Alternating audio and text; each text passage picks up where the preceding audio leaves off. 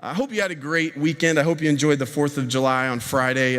My family and I did. We actually got together with a group of people, and we were doing a little cookout like a lot of people do on the 4th of July. And we were sitting there. There's probably, I would guess there were probably 12 or so families that were there.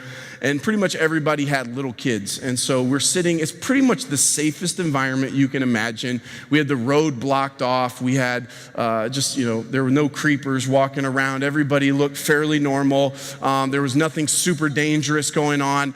And yet we're all sitting there and we're eating, but we're eating on edge, okay, as the kids are running around. And we're kind of eating and looking, and is everybody's kids okay? And every time somebody gets a scrape, 10 moms run over to make sure that he's not going to lose a limb or whatever it might be. And so we're sitting there and talking, and as we began to talk, our conversations, we started to reflect, and we said, it's interesting because, it seems like we are more concerned about our kids and their well-being, and we're more nervous and edgy than our parents seem to be. We started to say, our parents, they let us go swim in lakes, and, and then we started talking about our parents' parents and talking about our grandparents, what I'm saying? And we were saying, our grandparents, they put the kid on the train, when he was 3, and they're like, you're going to Delaware to see your aunt, and you're like, okay.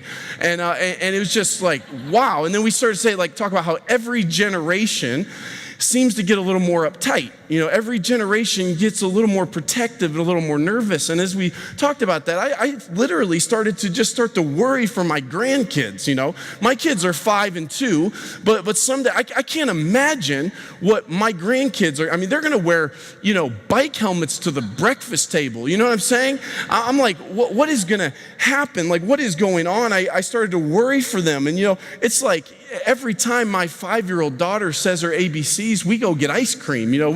We go celebrate. And it's like, now I think about my grandparents' generation, it was totally different. You know what I'm saying? And our grandparents' generation, they didn't have painkillers. If you complained about pain, you got killed.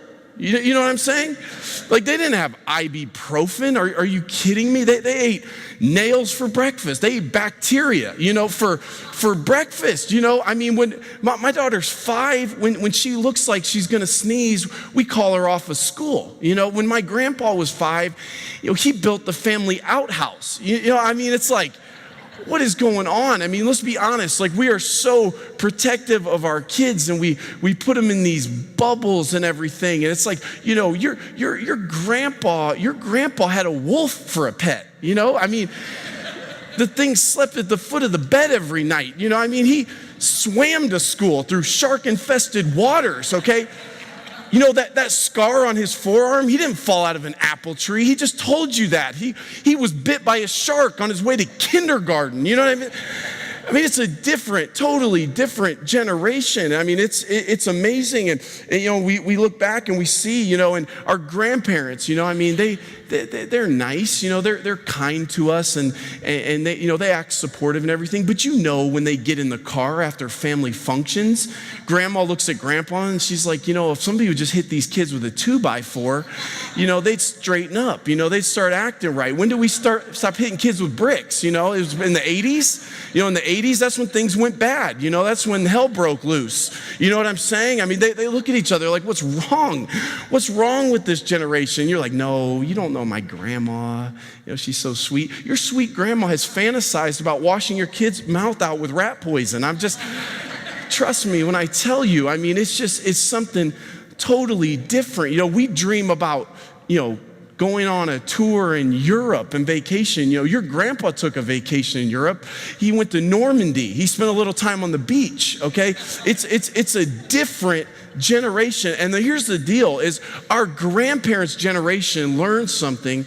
They learned something very valuable that many of us struggle with and really don't want to embrace, but it's true. And it's this, that strength is built during struggle.